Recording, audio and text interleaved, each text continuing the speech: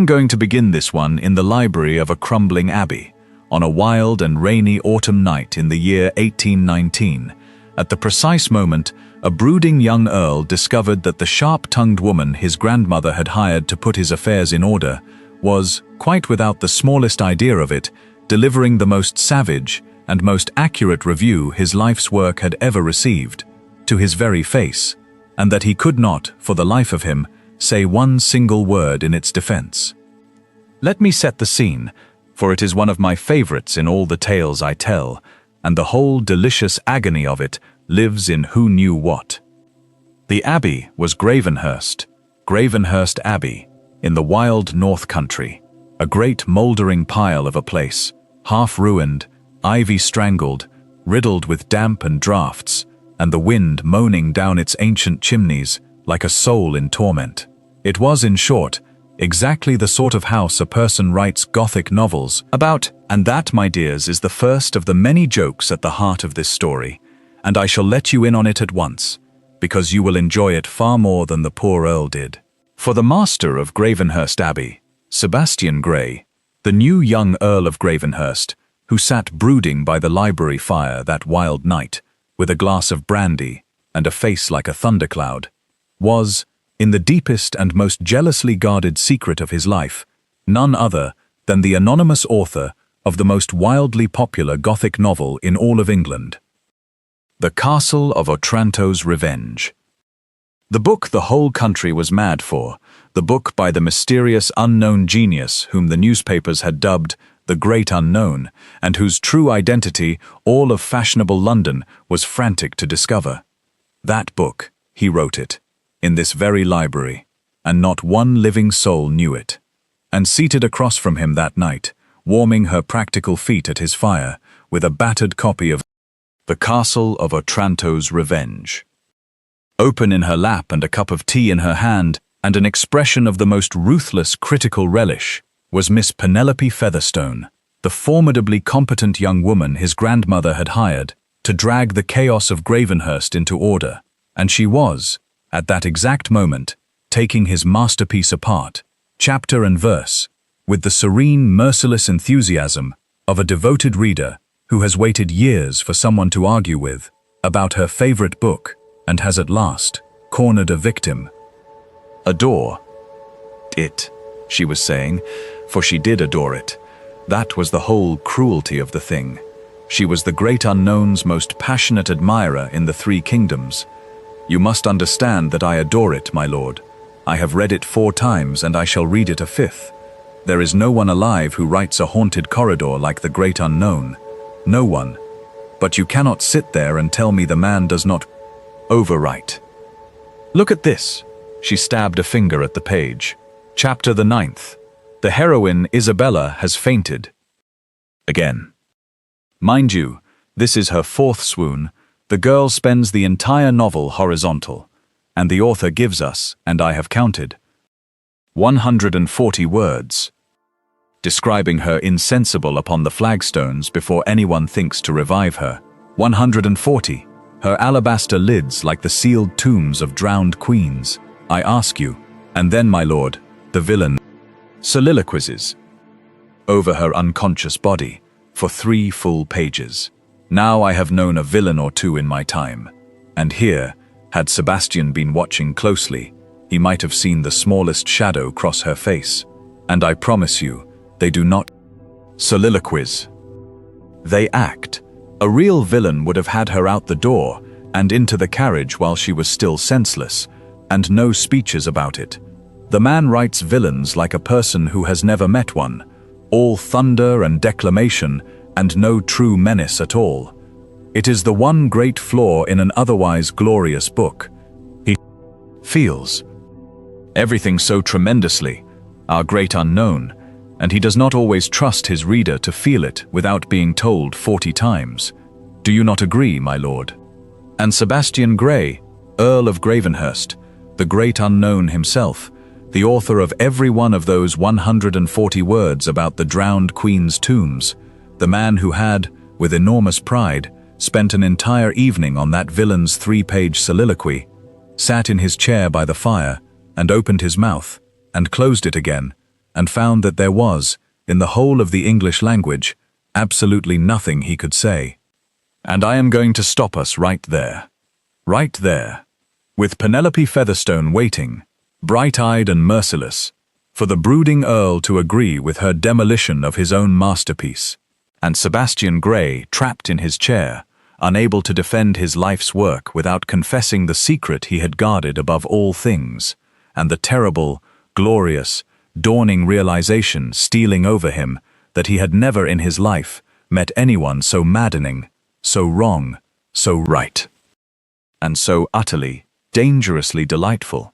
Because before I tell you how these two came to be sitting by that fire, and everything that came of it, you and I have our arrangement.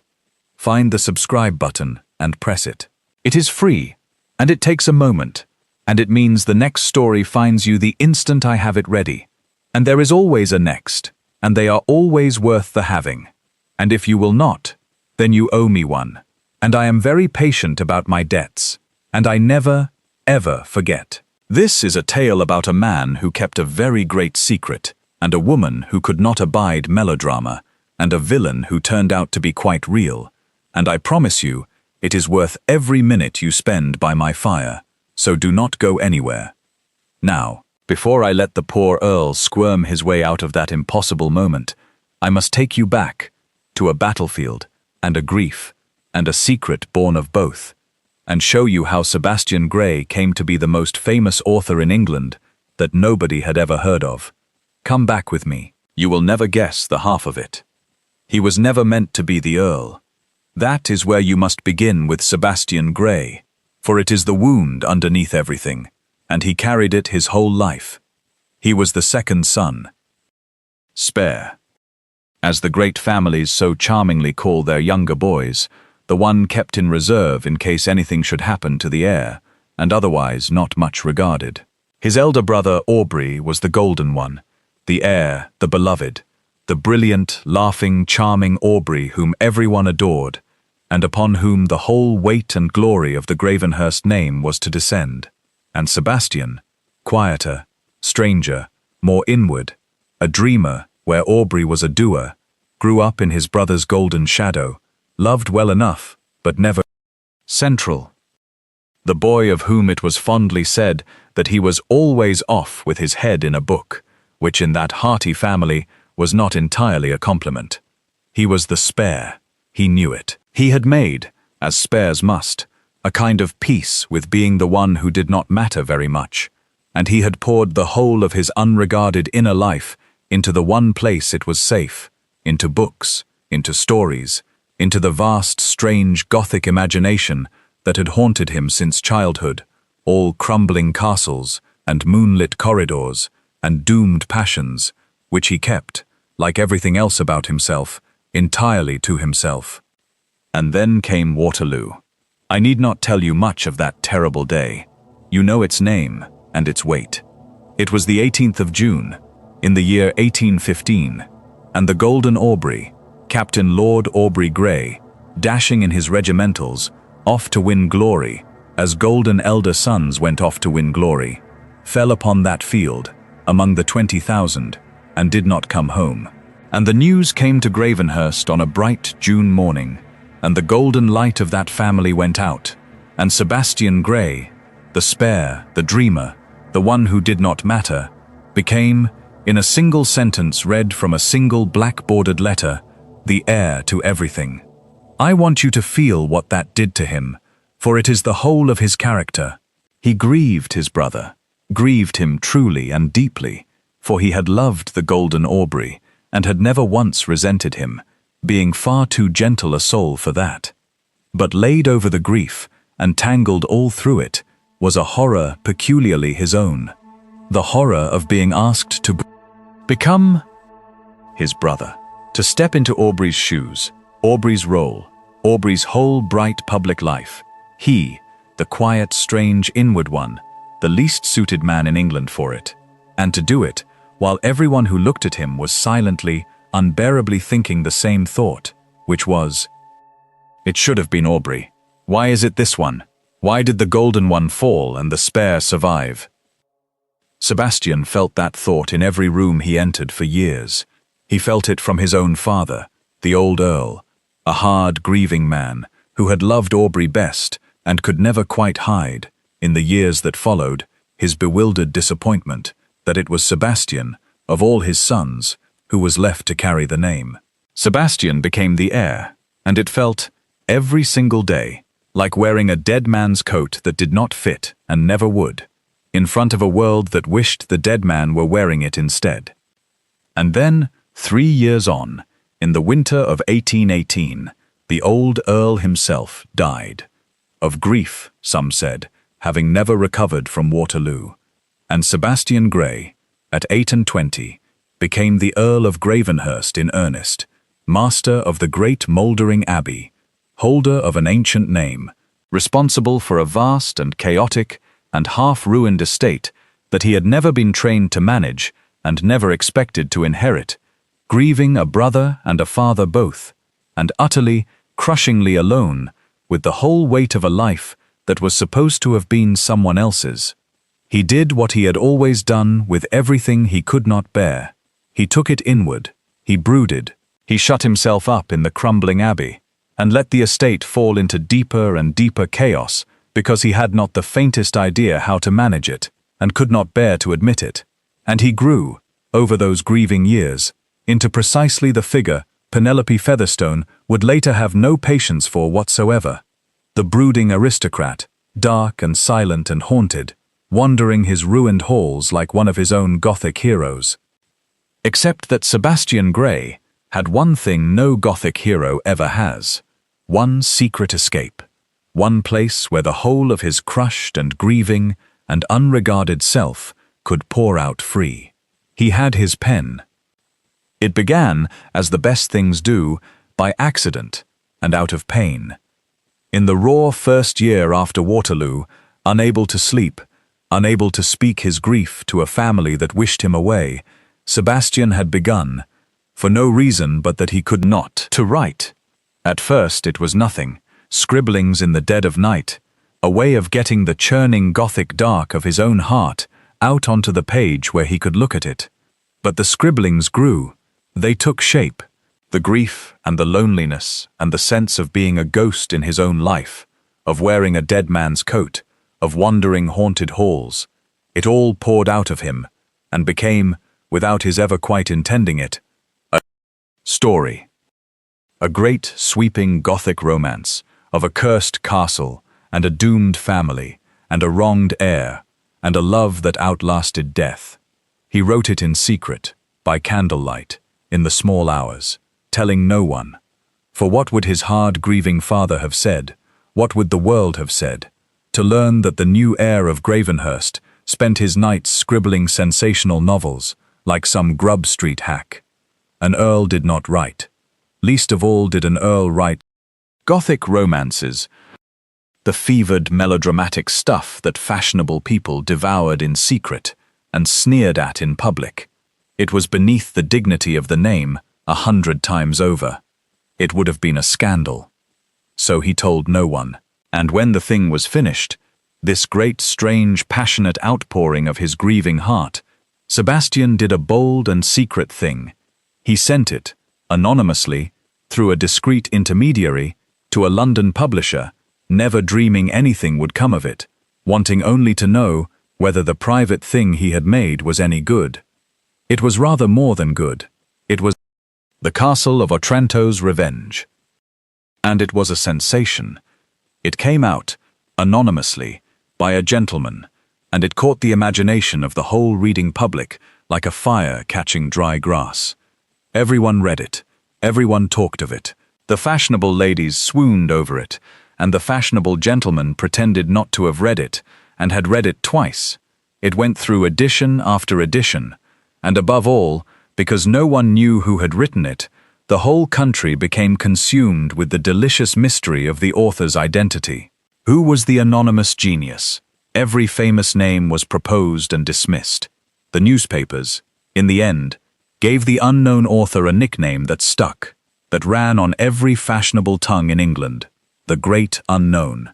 And the Great Unknown became the most famous author in the land, courted, speculated about, adored by hundreds of thousands, and was, all the while, a brooding, grief-struck young earl, scribbling by candlelight in a crumbling abbey in the north, who could never, ever tell a living soul, and who found in the whole strange secret glory of it the one pure joy left in his shrouded life.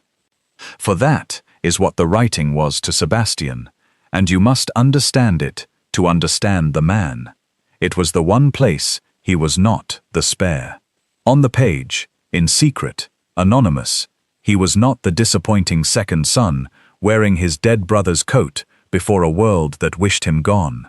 He was the great unknown, brilliant, beloved, holy himself, valued for the true inner substance of him that his real life had never once had any use for. The books were where Sebastian Gray got to be a person instead of a substitute. They were his soul, poured out and secretly triumphant.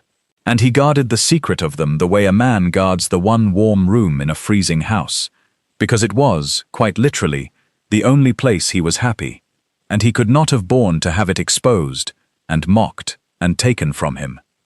He had just finished the first draft of his second novel, even wilder, even more gothic, even more drenched in doomed passion than the first, on the very autumn that his formidable grandmother, taking one look at the chaos her grieving grandson had let his estate collapse into, decided that something must be done. The grandmother was the Dowager Countess of Gravenhurst, Augusta, an old lady of 70-odd years and a will of forged steel, who had buried a husband and two of her sons and her golden grandson besides, and had emerged from all that grief, not soft, but hard.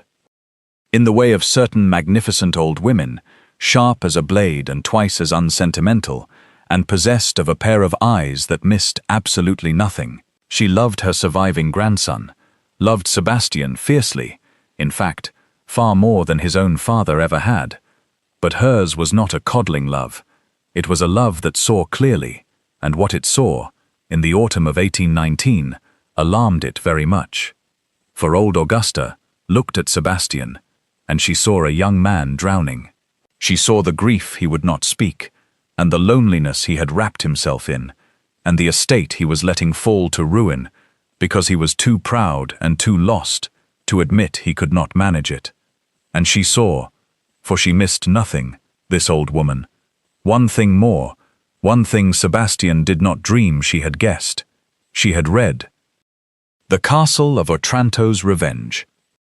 As everyone had, and being sharp as a blade, and knowing her grandson's strange inward Gothic heart better than anyone alive, she had known, from about the third page, exactly who the great unknown was. She had never said a word. She kept his secret as fiercely as he did, and was privately, enormously, ferociously proud of him. Her strange, quiet, grieving grandson, the most famous author in England, and no one the wiser. But she said nothing, because she understood that the secret was his one warm room, and she would no more have exposed it than have cut off her own hand. But she also understood something Sebastian did not, and it is the thing that set the whole story in motion. Old Augusta understood that her grandson did not need coddling, and did not need a swooning debutante of a wife.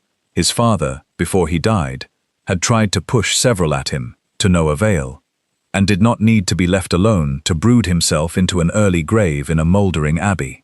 What Sebastian needed, what would save him, was someone practical. Someone clear-eyed and competent, and utterly unimpressed by Gothic gloom, who would drag the chaos of his life and his estate into order, and who would meet his brooding inward strangeness, not with more melodrama, but with brisk good sense, and a mind as sharp as his own. Someone, in short, who would make him live again in the real world, instead of hiding from it. And so the Dowager Countess of Gravenhurst, that formidable old campaigner, set about finding exactly such a person. And she found, through the excellent intelligence network of Managing Old Ladies, which is the most efficient organization in England, a young woman of the most extraordinary and unusual competence. A young woman who came armed with architectural plans and account books, and a reputation for putting the most hopeless estates into ruthless order, a young woman named Miss Penelope Featherstone. Old Augusta hired her by letter, sight unseen, on the strength of that reputation. And it is my belief, though she never admitted it, the sly old thing, that she hired her not only to save the estate, for a woman who misses nothing had surely noticed that a clever, practical, unimpressed young woman was the precise opposite of everything her grief-struck grandson had been hiding behind, and precisely, therefore, the one person on earth who might reach him. Whether the old countess was matchmaking, she took to her grave denying. But she had a very satisfied look on her face, I am told, the day Miss Featherstone's acceptance arrived. She could not have known, no one could have known, that the sensible, practical young woman she was summoning to Gravenhurst was carrying two enormous secrets of her own into that crumbling abbey. But she was, and they were about to make everything a great deal more complicated and a great deal more wonderful than even that formidable old schemer had planned. Penelope Featherstone arrived at Gravenhurst Abbey on a grey October afternoon, in a hired gig, in the rain, with a trunk full of account books and a portfolio full of architectural drawings, and an umbrella she wielded like a weapon. And she took one look at the great mouldering pile of a house, rising black and dripping out of the mist, all crumbling towers and strangling ivy and broken battlements, and she did not shiver with romantic dread, as a Gothic heroine ought. She got out a notebook and began, briskly, to make a list of everything that was wrong with it. For this is who Penelope was, and I want you to love her at once, as I do. She was the most gloriously, ruthlessly, unromantically competent woman in the north of England. She was 27, and not a beauty in the fashionable sense, handsome rather, in a keen, bright, practical way, with quick, clever eyes that were forever measuring and calculating and finding things wanting. And she possessed a gift so rare in a woman of that age that the world scarcely knew what to make of it.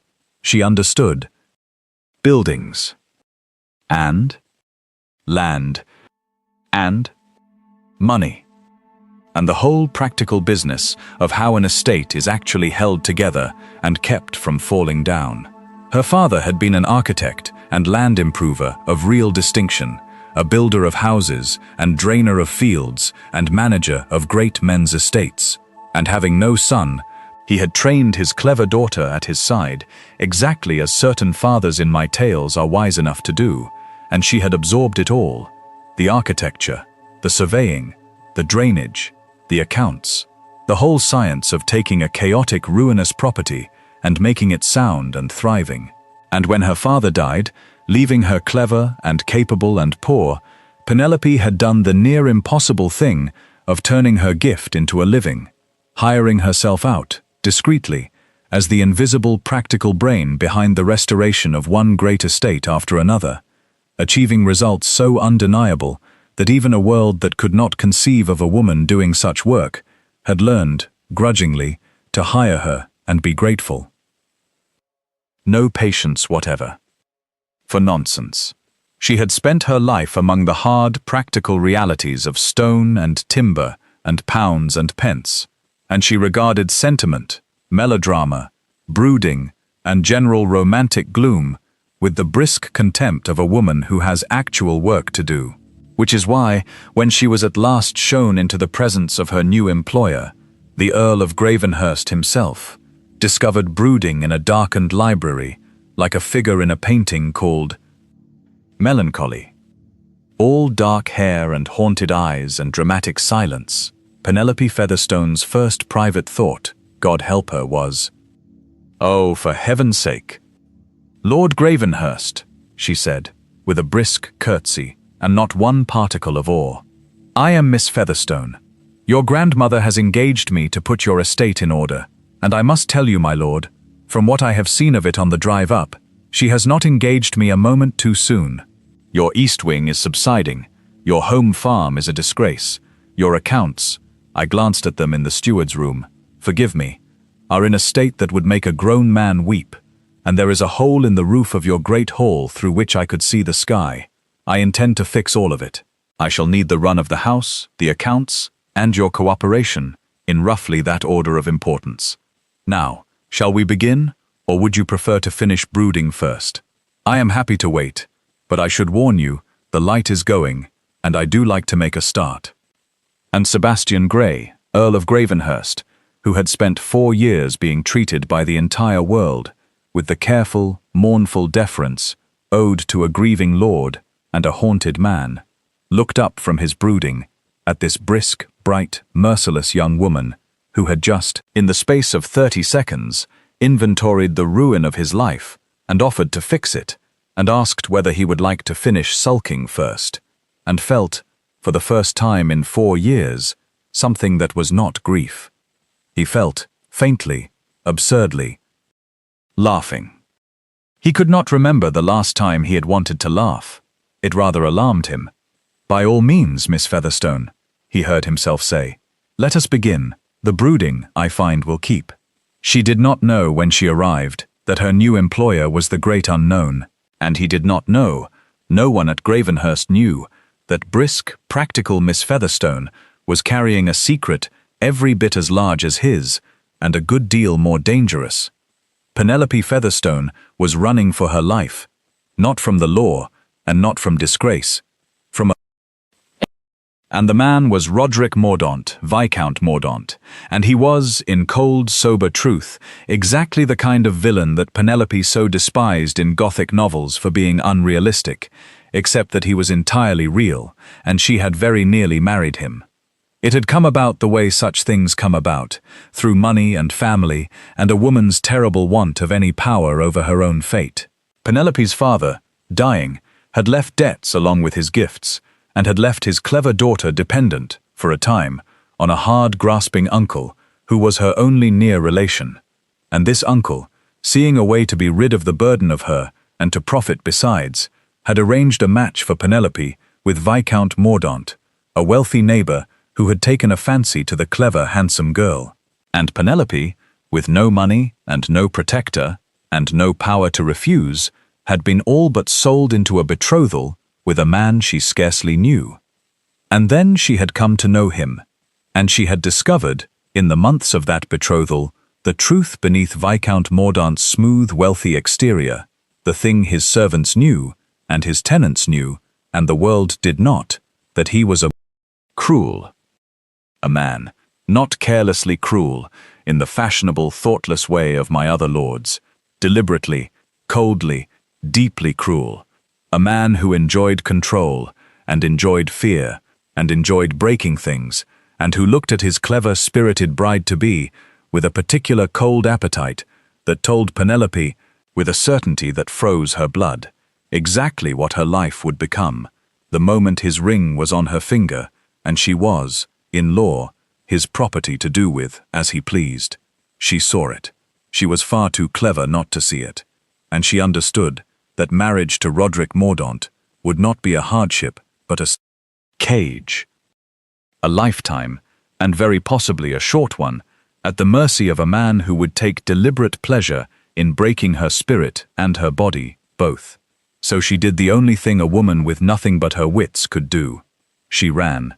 She broke the betrothal in the only way a powerless woman can break anything, not by asking permission, which would never be granted, but by vanishing, fleeing her uncle's house in the night, taking a false name for her work, and disappearing into the one refuge available to a clever poor woman, which was honest labor in remote places under an assumed obscurity. She had been running for a year, restoring estates in far corners of the country, never staying long, always looking over her shoulder, for she knew Mordaunt. She knew he was not a man to be jilted and shrug. She knew he was hunting her, coldly, patiently, with the resources of his wealth and the fury of his wounded pride, and that if he ever found her, he would drag her back, for the law was entirely on his side. A betrothal was near enough a contract, an uncle's ward was near enough a chattel, and a fleeing woman with no money and no protector had no rights that a determined wealthy man need respect. She lived, in short, exactly like a heroine in a Gothic novel, pursued by a real monster, through a world that would hand her back to him if he caught her. And that is the deepest and most secret reason Penelope Featherstone loved Gothic novels. And it is the tenderest thing about her, so hold it close. She mocked them, yes, mocked their melodrama, their swooning heroines, their overwrought prose, but she devoured them in secret, because they were the one place in all the world where a woman like her, pursued and powerless, got to win. Where the imperiled heroine escaped the villain, where the monster was, in the end, defeated, and the good and clever and brave were saved. She had got through the worst nights of her flight, alone and frightened in strange rooms. The castle of Otranto's revenge. Open on her knee, reading, over and over, the story of a wronged soul who triumphs, and it had kept her heart alive when nothing else could. She loved the great unknown, this faceless author, more than she had ever loved a living person, because his book had been her companion and her comfort through the darkest year of her life, without his ever knowing it. So you see, now, the full and glorious shape of the thing. She had arrived at Gravenhurst, carrying, secretly, a love for the great unknown's book that had saved her life, and the great unknown was sitting in the library, brooding, and she had just told him to hurry up and finish sulking. Neither of them knew, and the two of them were about to spend an autumn falling in love, in the most roundabout, dramatic, ironic, delicious way that two clever, lonely people ever have. For the first weeks, they simply worked, and it is a truth I have observed in a great many of my tales, that there is no surer way for two people to fall in love than to work, side by side, at a hard task that matters. Penelope set about the salvation of Gravenhurst with the ruthless energy of a general, and Sebastian, to his own great surprise, found himself drawn out of his brooding library and into the work at her side, because it was, he discovered, extraordinarily difficult to brood in the presence of Miss Featherstone, who regarded brooding as a waste of daylight and said so. She was magnificent. He could not help but see it. She surveyed the subsiding east wing and diagnosed its ailment in an afternoon. She went over the ruined accounts and found, within a week, exactly where the estate was hemorrhaging money and exactly how to stop it. She strode about the home farm in stout boots, giving orders that made the astonished laborers touch their caps and hurry to obey. She produced architectural drawings, beautiful, precise, brilliant drawings, done in her own clever hand, for the restoration of the great hall, and the shoring of the towers, and the draining of the sodden park. And the chaos of Gravenhurst, which had defeated Sebastian utterly, which had lain like a stone on his grieving heart for a year, began, under Penelope Featherstone's hand, to come into order, to make sense, to become a thing that could be managed and mended, rather than a ruin to be haunted. And Sebastian found, working at her side, that the weight he had carried alone was suddenly halved, and that the estate he had dreaded was, in her company, almost interesting. Almost a pleasure. He had not felt anything approach pleasure in the practical world in 4 years. And they sparred. Oh, how they sparred. For Sebastian was still Sebastian. Still inward, still Gothic, still given to melancholy silences and dark romantic pronouncements. And Penelope had, as advertised, no patience for any of it, and told him so, roundly, at every opportunity. "You are doing it again, my lord," she would say, when she caught him brooding out a rain-streaked window at the desolate moors. Doing what? That, the gazing, the tragic silhouette against the weeping sky. I can practically hear the melancholy music. My lord, the moors are not weeping, they are merely wet, because your drainage is a catastrophe, which I intend to fix on Thursday. Do come and look at these plans for the ha-ha. It is a great deal more useful than brooding at the rain, and nearly as gloomy, if that is what you are after. And Sebastian, who ought to have been offended, who had been treated with mournful reverence by everyone for 4 years, found instead that he delighted in it, that her brisk, merciless refusal to indulge his gloom was, somehow, the most freeing thing that had ever happened to him. For everyone else in his life treated him as a tragic figure, a grieving, haunted lord to be handled with careful sorrow, and it had trapped him in the grief, made a prison of it. Penelope treated him as a person, a slightly ridiculous person who needed to stop moping and come look at the drainage plans, and it was like a window thrown open in a shut-up room. She would not let him be a Gothic hero. She insisted, briskly, that he be a man. A real, living, present man, with an estate to run and a life to live, and it was the kindest thing anyone had done for him since Waterloo, though it came dressed as the sharpest. He began to seek her out. He began to look forward, absurdly, to being scolded. He began, and this was the dangerous thing, the thing that crept up on him exactly as it had crept up on so many of my heroes, to fall in love, not with her face, though he came to think her handsome, with her mother. With that quick, ruthless, brilliant, practical mind, so unlike his own dreaming one, and so perfectly its match, with a woman who could outthink him, out-argue him, and outwork him, and who was not the least bit impressed by him, and who was, he slowly realized, the most genuinely interesting human being he had encountered in his entire life. And then, one wet evening, she found The Castle of Otranto's Revenge on the library shelf, and picked it up with a cry of delight, and the whole thing took a turn that Sebastian Gray was in no way prepared for. "You have it!" she exclaimed, holding the battered volume up as though she had found treasure. "Oh, my lord, you have Otranto's Revenge. I did not take you for a reader of Gothic romances." A wicked little pause. "Though on reflection, looking about this house, I cannot imagine what else you would read. You live in the thing." And Sebastian, who had gone quite still, said carefully, "Oh, so carefully. You know the book, Miss Featherstone." "Know it?" she laughed. A real laugh, warm and unguarded, the first he had heard from her. "My lord, I have read it 4 times.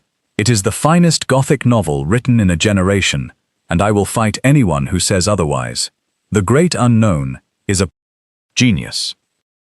She curled into the chair by the fire with the book, entirely forgetting for the moment that she was addressing her employer, remembering only that she had found, at last, someone who owned her favorite book and might be argued with about it. "Have you read it? You must have read it. Everyone has read it. What did you think? And do not tell me you thought it silly. For I shall have to leave your employ, and your drainage will never be fixed." And Sebastian Gray, the great unknown himself, sitting 3 feet from the most passionate admirer of his life's work, who had just called him a genius without the faintest idea she was saying it to his face, experienced, in that moment, a sensation so strange and so overwhelming that he could hardly breathe. To be praised, truly, ardently praised, for the one thing that was truly him, the secret soul of him, by this brilliant woman whose good opinion he had come to prize above everything, and to be unable to claim it, to have to sit there dumb, receiving in disguise the one tribute he had wanted his whole life. It was agony, and it was ecstasy in equal unbearable measure. "I thought it was extraordinary," he said, very low, and meant it more than she could know. "So did I." Her eyes were shining. "There is a passage, the one where the wronged heir stands in the ruined chapel at midnight and speaks to his dead brother's tomb. Oh, my lord, I have never read anything that made me feel so good. Much. Whoever the great unknown is, he has grieved. You cannot write grief like that unless you have lived inside it. There is real pain under all the Gothic trappings, real loss, and it is the pain that makes the book great, and not the castles at all." She said it lightly, not knowing, how could she know, that she had just reached her clever hand straight into Sebastian Gray's chest and closed it around his most secret heart. For the wronged heir speaking to his dead brother's tomb was Sebastian speaking to Aubrey. Every word of that passage was his own true grief, poured onto the page in secret, and this woman had read it, and felt it, and understood exactly what it was: real loss, real pain, dressed in Gothic clothes, and had loved him for it, without ever knowing it was him. He had to leave the room.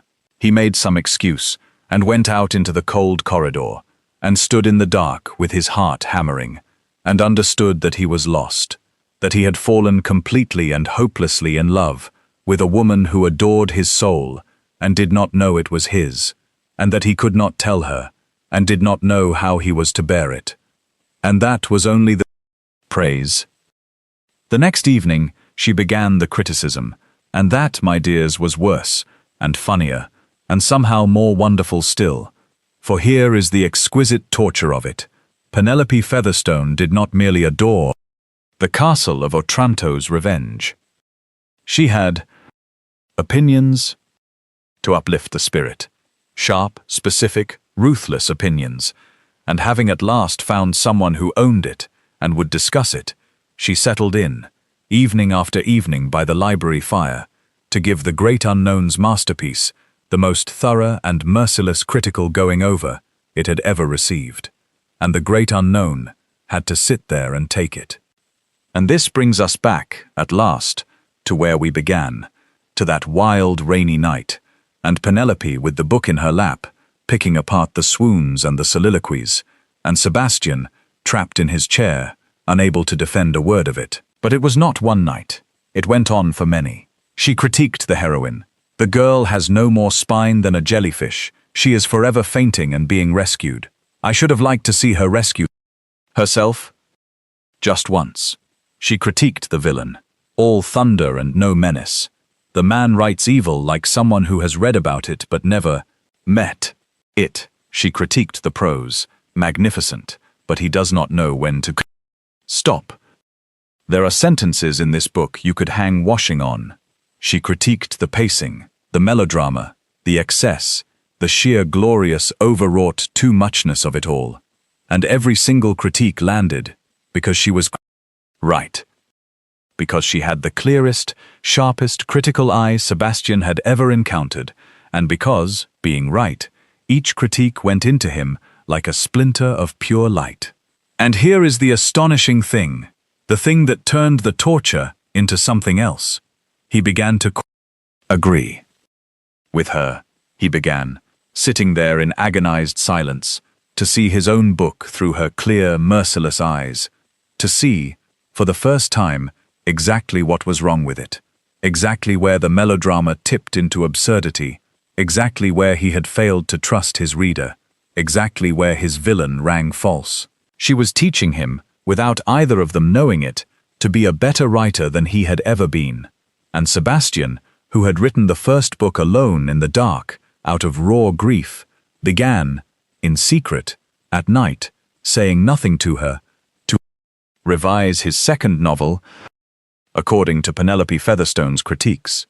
He gave his new heroine a spine. He made her rescue herself. He cut the soliloquies and trusted the silence. He made his villain quiet and real, and genuinely frightening, instead of thunderous and hollow. He wrote, in short, a far better book, and every improvement in it was Penelope's, drawn from her fireside demolitions of the first, and she never knew that she was, night by night, collaborating with the great unknown on his masterpiece. And falling in love herself, all the while, for that is the other half of it, and I have been saving it for you. Penelope, who had armored her heart in practical competence, and sworn off all softness after Mordaunt, found that armor failing, night by night, in that firelit library. She had come to Gravenhurst expecting a useless, brooding aristocrat, and she had found, underneath the brooding, which she was steadily curing, a man of surprising depth and surprising kindness, and a mind that, once she coaxed it out of its Gothic gloom, delighted her, quick and strange and imaginative, and capable of meeting her own sharp intelligence and matching it in a wholly different key. She found herself looking forward to the evenings. She found herself softening. She found, to her own considerable alarm, that when the brooding Earl of Gravenhurst smiled, which he did more and more, under her brisk influence, something turned over in her practical chest that she had thought Mordaunt had killed for good. Two people, falling in love by a fire, each with a vast secret, each blind to the others, and the whole thing rushing, all unknowing, toward the night it would all come out. I cannot leave that autumn behind without lingering a little longer in the firelit library, for those evenings were the sweetest and strangest courtship I have ever had the pleasure to describe, and I should be cheating you to hurry past them. Understand the shape of it. Every evening, when the day's work was done, when the surveying was surveyed and the accounts were balanced, and the laborers had gone home, and the great abbey had settled into its creaking nighttime hush, the two of them would find themselves, as if by accident that was not the least bit accidental, in the library, by the fire, with a pot of tea and the battered copy of Otranto's Revenge between them, and Penelope would begin, and Sebastian would suffer and delight in equal and unbearable measure. There was the evening of the weather.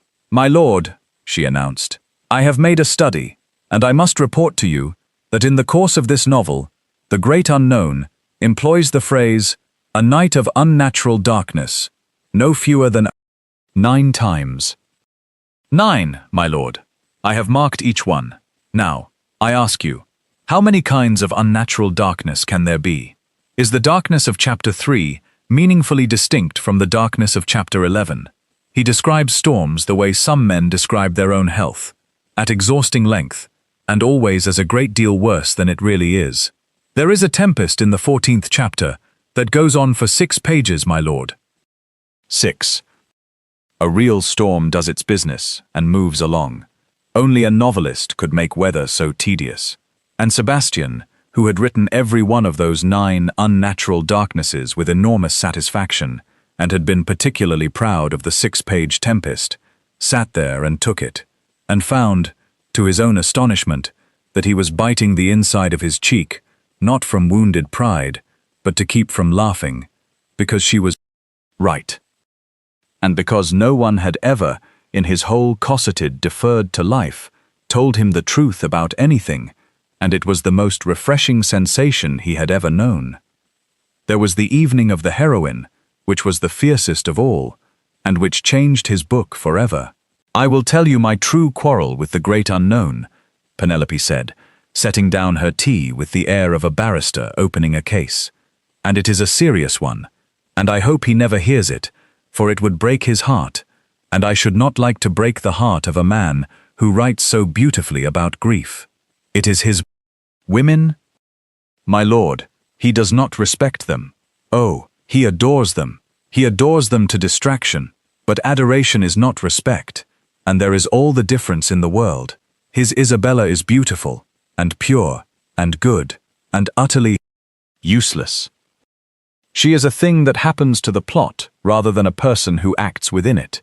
She is captured, and she faints, and she weeps, and she prays, and she waits to be rescued, and she is rescued, and she is grateful. And at no point in 400 pages does the girl have a single idea." Penelope leaned forward, and her clever eyes were blazing now with something more than criticism. "And I will tell you why it makes me so angry, my lord, though it is more than you asked. Because there are women in the world, real women, who are captured and imperiled and at the mercy of wicked men, exactly as poor Isabella is. I have known such women, and they do not faint, and they do not merely wait, they think. They scheme, and they endure, and they save themselves by their own wits when no rescuer comes, because no rescuer comes for most of them, and the ones who survive, survive because they are clever and brave and refuse to lie down. That is a heroine, my lord, a woman who rescues herself, and it would be a far greater book, a truer book, a book that might actually comfort a frightened woman reading it alone at night, if the great unknown had the courage to write one." She sat back, a little flushed, aware she had said more than she meant. "There, now you know my whole heart on the subject. Forgive me, I feel these things more than is sensible." And Sebastian Gray sat in the firelight and understood 2 things at once, and both of them undid him. The first was that she was entirely, devastatingly right, and that he would rewrite his heroine before the week was out.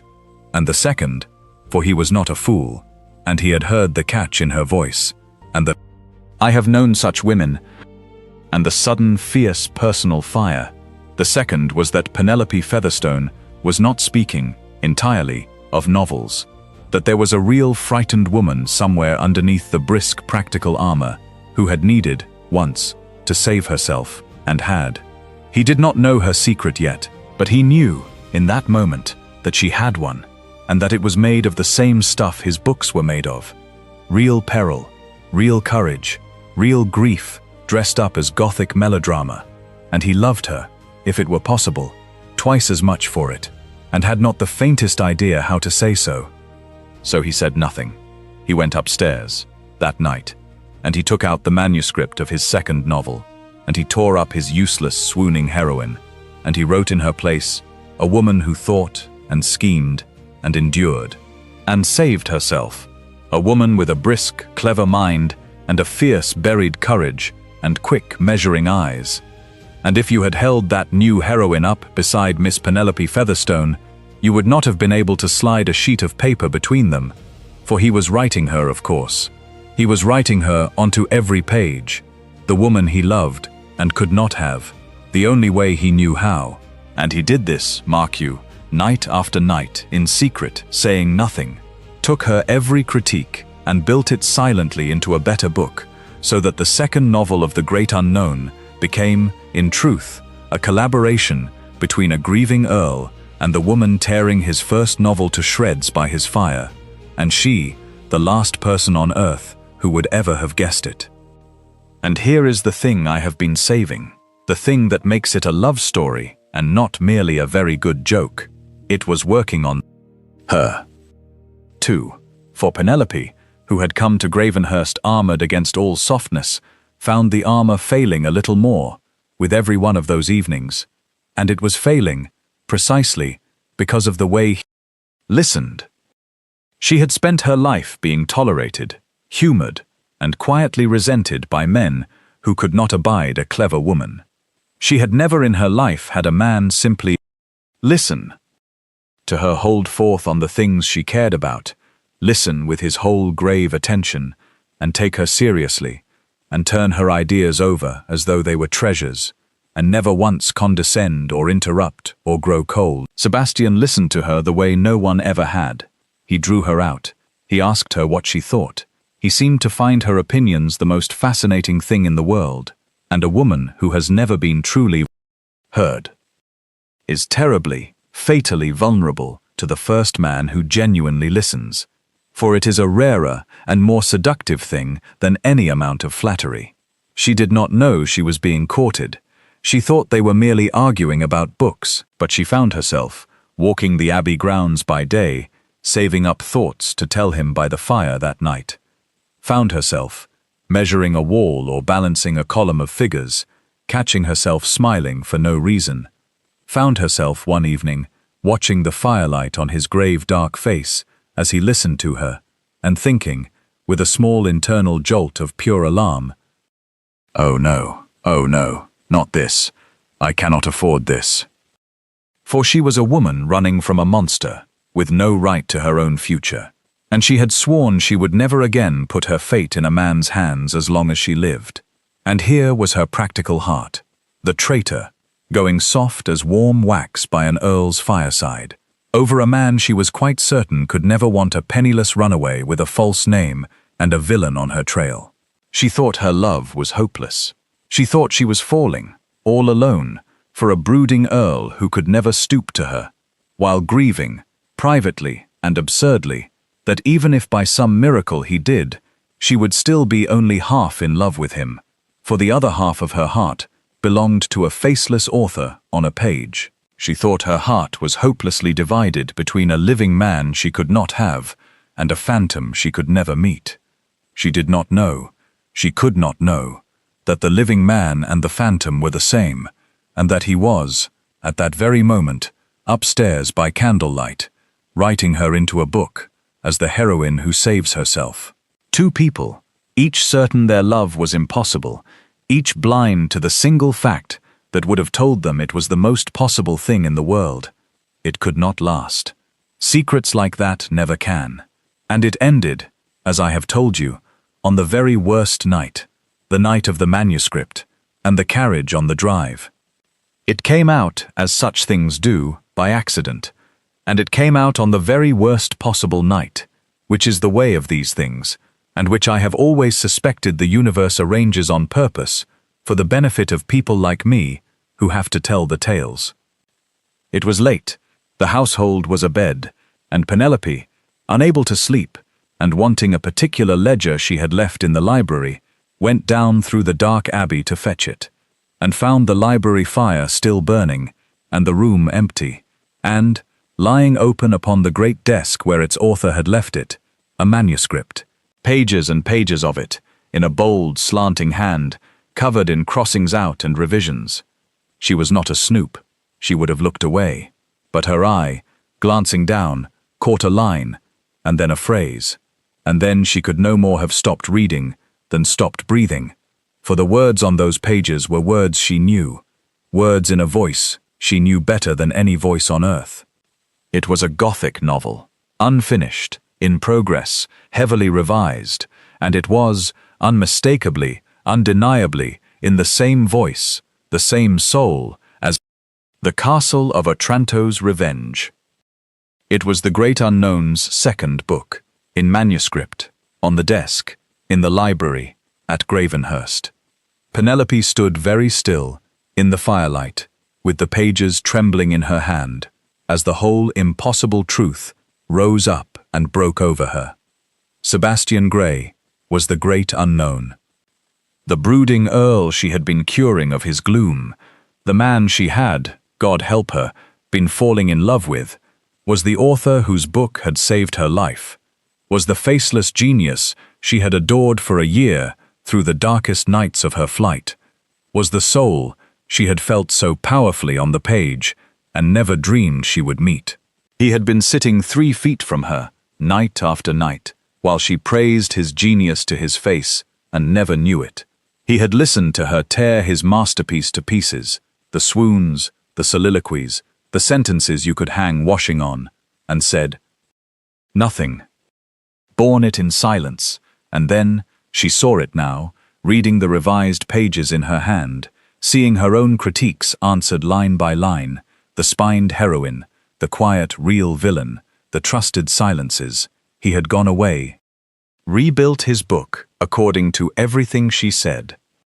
She was reading, in that trembling manuscript, the record of her own influence, of a great author humbly remaking his work, at the hand of a woman he had let believe she was merely amusing herself at his expense.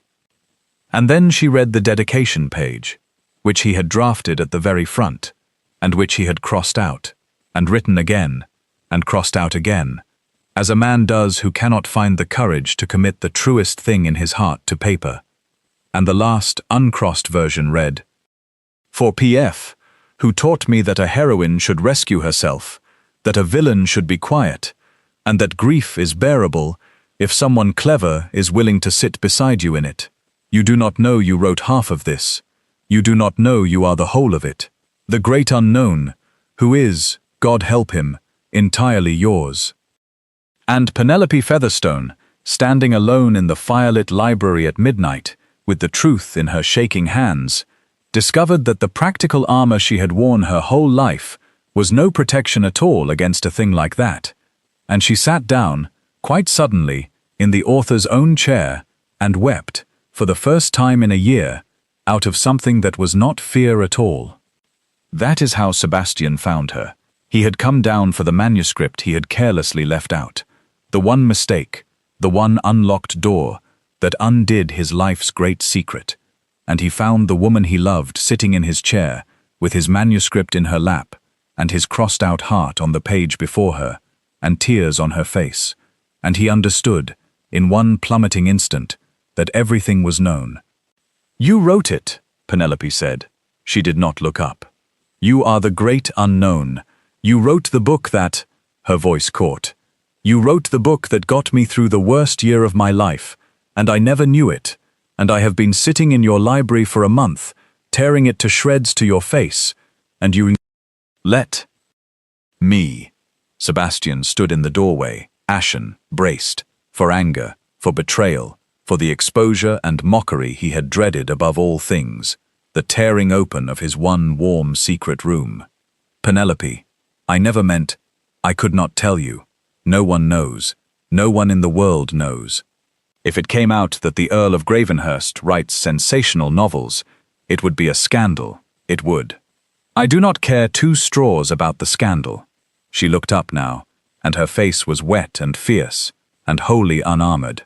Do you think I care about that? Sebastian. It was the first time she had used his name. I care that for a month I have been falling in love with a brooding Earl and grieving, privately, that I could never love him as I loved a faceless author who wrote the truest words I ever read, and that I have been tormented, thinking my heart was divided between a living man and a phantom on a page, and now you stand there and tell me, they are the same person. She gave a wild little laugh through her tears. They are the same person. The mind I fell in love with on the page, and the man I fell in love with by the fire, are the same man. Do you have the faintest idea what you have done to me, standing in that doorway? You have gone and made the impossible thing possible. I do not have to choose. You are both. And Sebastian Grey crossed the library in about 4 strides. But Penelope held up a hand and stopped him, for she was still Penelope, and there were things that had to be said plainly, and she had learned, the hard way, never again to leave the true things unsaid. Wait. There is something you have to know about me, and it is only fair, since I know your great secret, that you should know mine, and it is uglier than yours. And she told him. The whole of it, the dead father, the grasping uncle, the sail into betrothal, and Roderick Mordaunt, and the cold cruelty she had seen beneath his wealth, and the flight, and the year of running, and the false name, and the fact, the hard, dangerous fact, that she was, at that very moment, a fugitive, that Mordaunt was hunting her still, that if he ever found her, the law itself would help him drag her back, and that she had come to Gravenhurst, in part, to hide. So there it is, she finished. You have fallen in love with a woman who is running from a monster, and who has no more right to her own life than a runaway horse, and whom the law would hand back to her villain tomorrow if he came to claim her. I am no safe match for anyone, Sebastian. I am a Gothic heroine in earnest, pursued and powerless, and one dark night away from ruin, which is, I suppose, the final joke, that I mocked such heroines to the very face of the man who writes them. And Sebastian Grey, who wrote villains and imperiled heroines and last-minute rescues, and had just learned that the woman he loved was living inside exactly such a story, did not flinch, and did not despair. Something came into his haunted face that Penelope had never seen there. Not gloom, and not grief, but a kind of quiet gathering resolve. Then I know exactly what to do, he said. For if there is one thing in all the world I understand, Penelope Featherstone, it is how these stories go, and how the villain is beaten in the end. You have spent a year telling me my villains were unrealistic. Let us find out. Because I rather think Viscount Mordaunt is about to walk into a tale written by a man who knows precisely how such men are defeated, and I intend to give him the ending he deserves. He had scarcely finished speaking when there came, through the wild night outside, the sound of carriage wheels on the Abbey Drive. It was Mordaunt. Of course it was Mordaunt.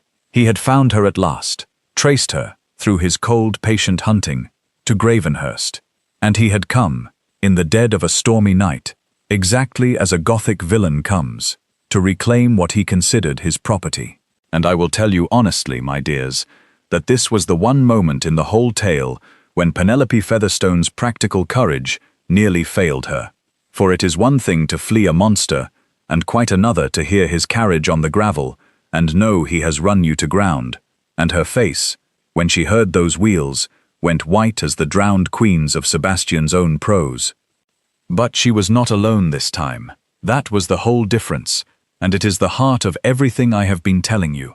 For a year she had faced her villain alone and powerless, and now, in a firelit library at midnight, she had beside her a man who loved her, and a formidable grandmother asleep upstairs, and, though she had mocked it, the mind of a man who had spent 4 years imagining, in exhaustive Gothic detail, exactly how a cornered innocent defeats a powerful villain. The imperiled heroine had, at last, allies, and that changes the story entirely. They did not panic, and they did not run, and, mark this, they did not meet Mordaunt's cold cruelty with more melodrama, which is what a lesser tale would have done.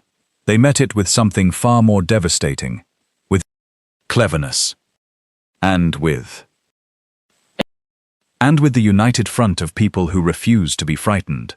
For while Mordaunt hammered at the great abbey door, demanding his runaway bride, Sebastian roused the house, roused, above all, his grandmother, the formidable Dowager Countess Augusta, who came down the great stair in her dressing gown, like a ship of the line coming into battle, took in the situation in a single sweeping glance, and proved, in the next hour, exactly why one should never, ever underestimate a magnificent old woman.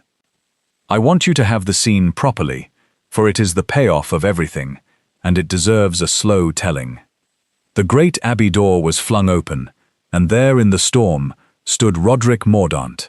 And I will grant him this, he made a fine entrance, the very picture of a Gothic villain, tall and cold and elegant, with rain sheeting off his black caped coat, and a face like a handsome closed door, and eyes that went straight past Sebastian and past the old countess, to fix on Penelope with a look of such cold, possessive fury that Penelope, brave as she was, felt her knees go to water, for she knew that look.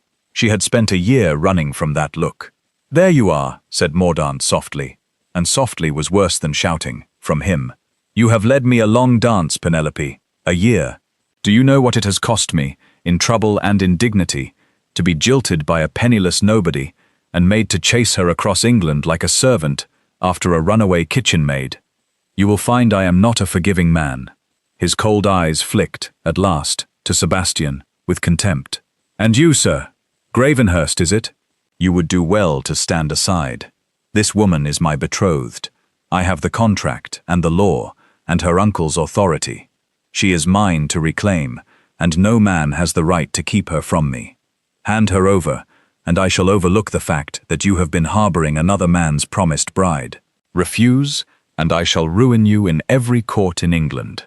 And here is where a lesser man, the old Sebastian, the brooding, overwhelmed spare, might have faltered, for Mordaunt spoke with the terrible confidence of a wealthy man who has always got his way.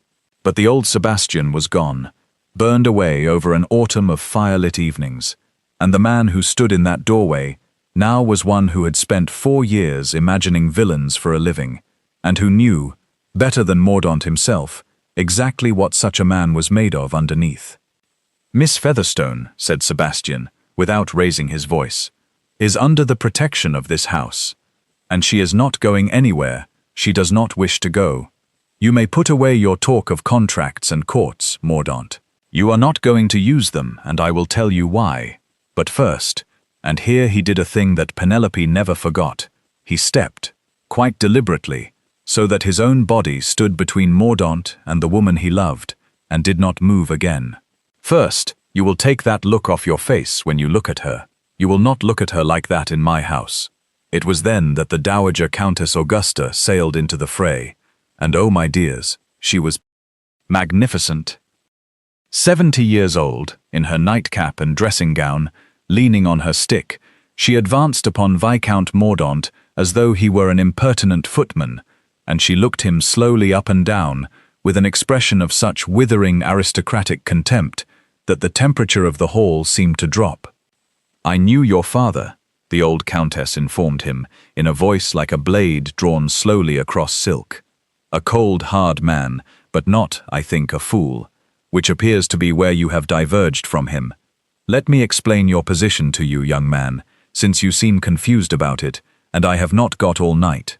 You have come battering at the door of an earl's house, in the middle of the night, in a storm, to drag off a gentlewoman by force, against her plain will. That is the conduct of a brigand, not a gentleman. And I," she drew herself up to her full formidable height, "am the Dowager Countess of Gravenhurst. I have moved in the first society of this kingdom for 50 years. I dine with duchesses.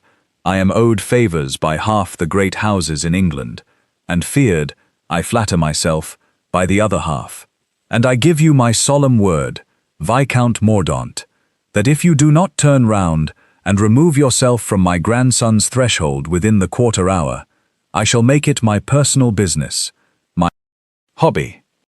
Sir, my chief entertainment for what remains of my life, to see the story of this night told at every dinner table between here and St. James's. How the noble Viscount Mordaunt came hammering through a storm to carry off an unwilling woman like a highwayman. How he was routed by an old woman in her nightcap. Do you imagine you will find a respectable door in London open to you, once I have finished? Do you imagine any decent family will let you near a daughter?" She smiled, and it was a terrible smile. "You trade upon your reputation, sir. I can see it in you, and I can take it from you with a fortnight's letter-writing. Now, shall we continue, or have you begun to understand?" And Mordaunt, who had come expecting a lone, frightened girl, and found himself facing an immovable earl and a terrifying countess who held the keys to the only world he cared about, began, visibly, to understand. But he was not beaten yet. A cornered man is never beaten until his last card is played, and Mordaunt played it, turning back to Penelope with a last cold sneer. Fine words, but the law is the law, and a betrothal is a betrothal, and this creature is bound to me, whatever an old woman threatens. Tell them, Penelope, tell them you are mine. And that was when Penelope Featherstone stepped out from behind the man she loved, for she would not, in the end, be defended like the fainting Isabella. She would speak for herself, as a real heroine does, and produced her own last card, the one she had carried for a year, and never dared to play alone. "I am bound to nothing," she said, and though her voice shook, it did not break. "And you are going to release me, Roderick, in writing, tonight, and here is why." She held up a packet of papers, worn from a year in the bottom of her trunk. "Because I did not run from you empty-handed. Before I left, I gathered testimony. From your servants, from your tenants, from the girl at the mill, and the boy you had flogged, and the housekeeper you dismissed for seeing too much.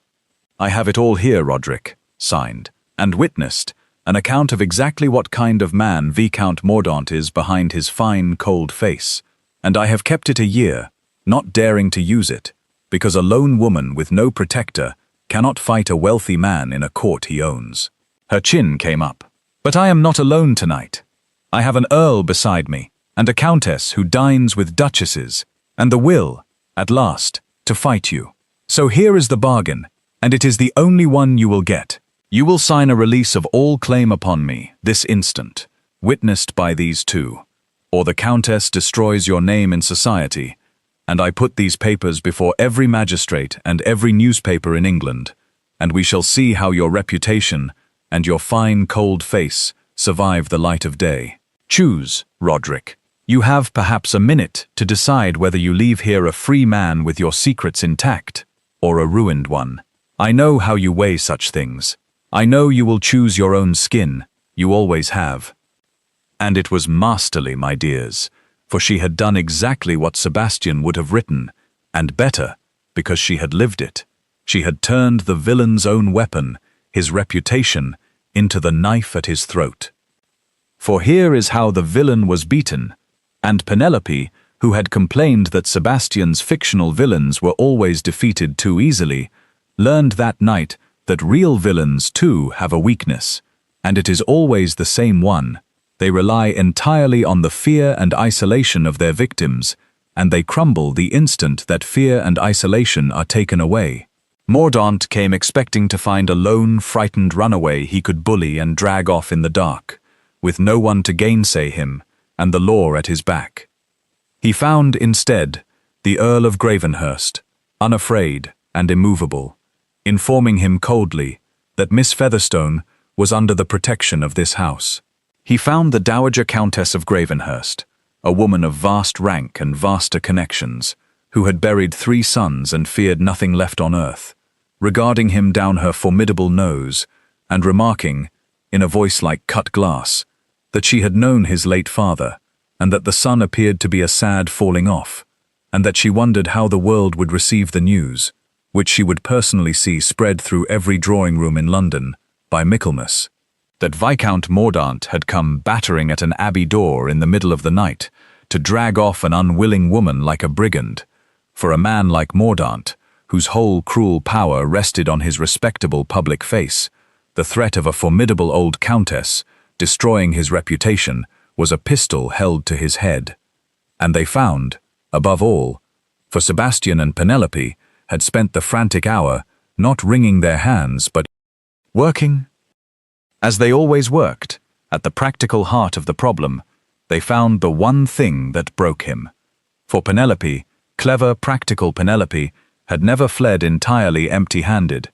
She had carried with her, all that year, the evidence of what Mordaunt was, testimony she had gathered from his terrified servants and abused tenants before she ran, an account of his private cruelties that would ruin him utterly if it ever saw daylight.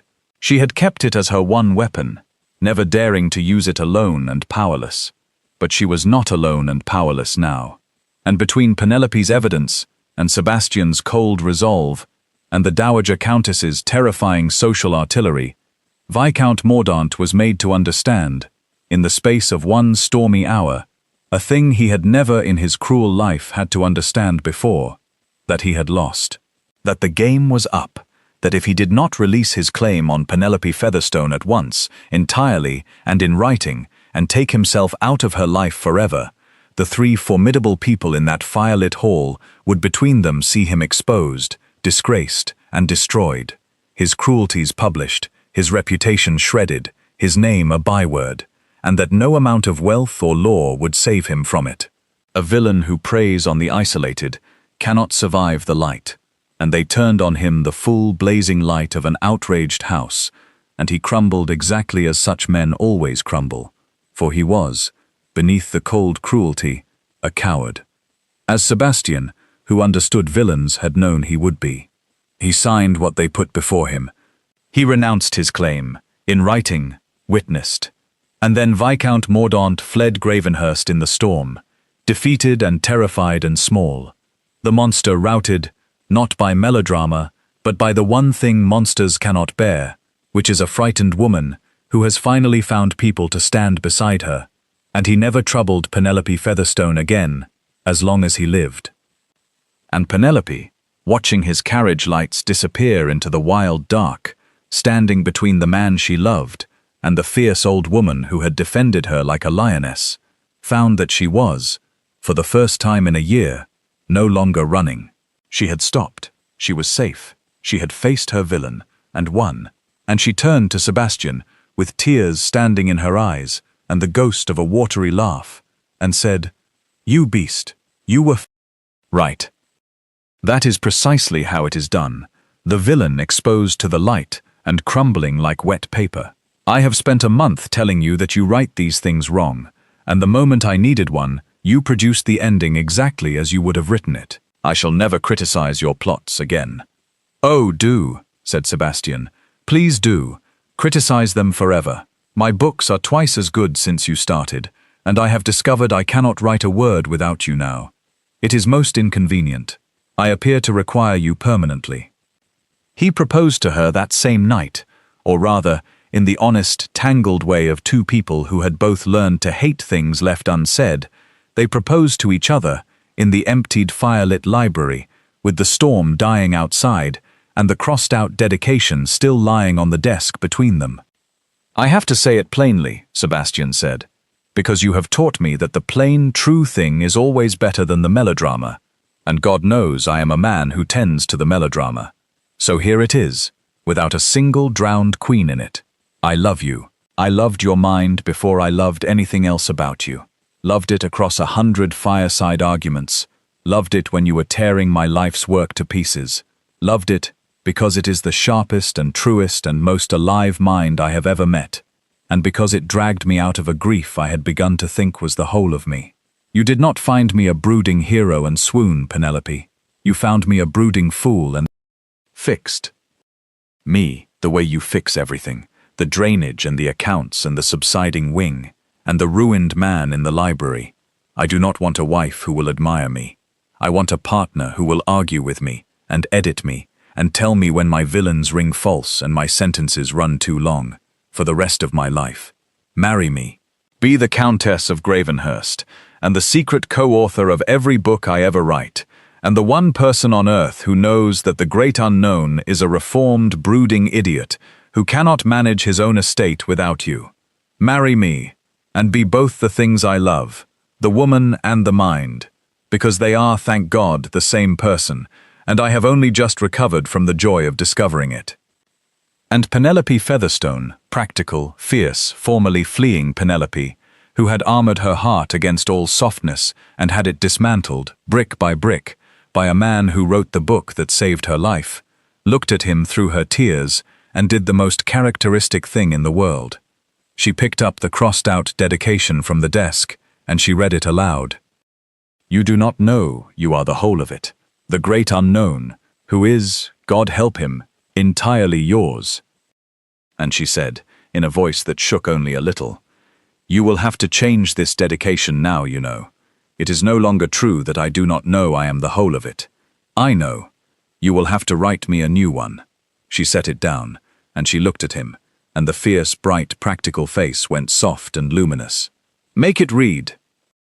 For Penelope, who knows exactly what she is, and married the great unknown anyway, on the condition that he never again writes a sentence you could hang washing on. Yes, Sebastian, to all of it. The woman, the mind, the countess, the co-author, the reformed brooding idiot, yes. I loved your soul before I ever saw your face, and I fell in love with your face, without knowing it held your soul, and now I have both, and I am never letting either of them out of my sight again, yes. And Sebastian Gray, the spare who became an earl, the grieving man who became a great author in secret, gathered the practical, fierce, brilliant woman who had rescued him, for it was she who rescued him, my dears, and not the other way round, whatever the Gothic novels say, into his arms in the firelit library, where they had fallen in love twice over, once on the page and once by the fire, and the storm blew itself out over Gravenhurst, and the whole long tale came at last into harbour. And upstairs, the Dowager Countess Augusta, who had defended her grandson's love from a villain that night, and who had known perfectly well for a month exactly what was brewing in her library, having engineered a good deal of it, went back to her bed with the most satisfied smile in the north of England, and did not tell a soul, then or ever, that she had planned the whole thing from the moment she hired a practical young woman with no patience for brooding to go and fix her broken grandson. Some victories a general keeps to herself. And that, my dear listeners, is where I leave them. In a firelit library in a crumbling abbey, a reformed earl, and the woman who reformed him, the storm spent, and the villain routed, and both their secrets at last shared between them, no phantom left on any page, and no monster left at any door.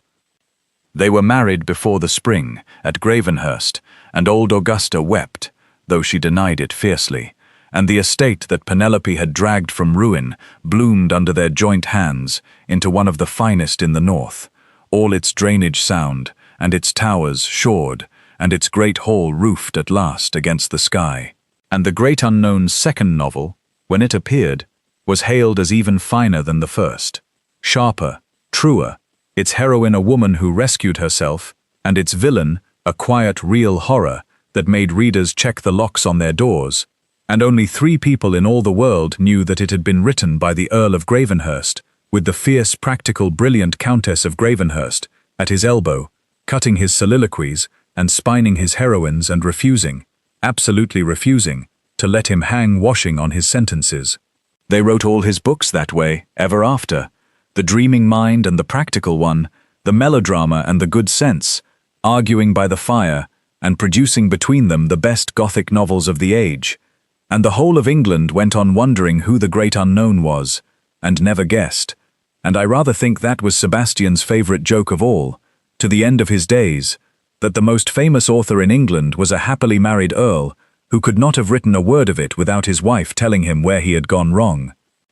If you ask me what this story is truly about, I will tell you it is about the difference between the person the world assigns you to be and the person you truly are, and about the miracle, which is rarer than any ghost or curse in any Gothic novel, of finding the one soul who sees the true one. Sebastian Gray was assigned to be the spare, and then assigned to be his dead brother, and the world never once saw the strange, brilliant, tender, true self underneath, until a practical woman, with no patience for his gloom, looked past the brooding Earl entirely, and found the man, and past the man and found the author, and loved every layer of him, the whole way down. And Penelope Featherstone was assigned to be a chattel, a runaway, a powerless pawn to be married off and broken, and never once, in all her fleeing, met anyone who saw the fierce, brilliant heart of her, until a grieving Earl fell in love with her mind before he had any right to, and would not let her run alone one step further.